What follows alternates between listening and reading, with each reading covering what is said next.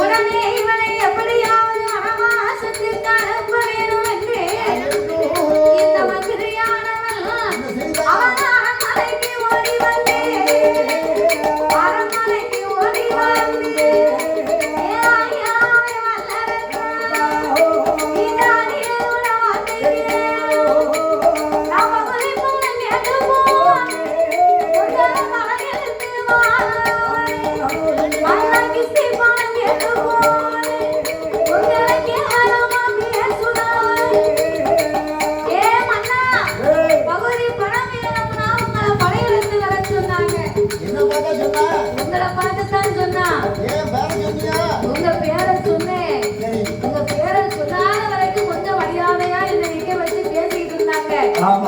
எப்ப உங்க பேரை சொன்னாரோ ஒரேல இருந்த வாழ உருவி என் தலையை வெட்ட போறேன்னு வராங்க.